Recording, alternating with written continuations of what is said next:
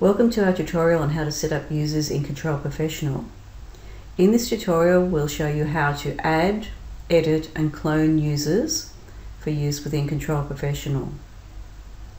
For full information on all options available in this module, please download the How to Set Up Users in Control Professional PDF from our website at www.control.net.au.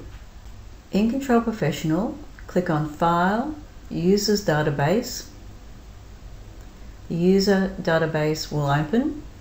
You'll automatically have the entries for Administrator, Data Entry and Standard User. The tabs, you have General Information, Printers, where you can change where your reports for different items go. Printers Other, again more reports. Options, General User Options and Point and Sell User Options. Display. To add a new user, you can click on the new icon in the top bar, enter the user name and initials and password.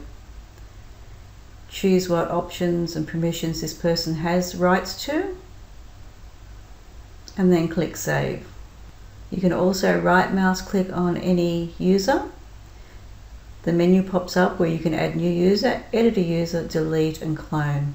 Cloning allows you to set up your initial user with permissions and printers and options, and then clone them so you only have to change the username, initials and passwords, and all the other settings will be copied across.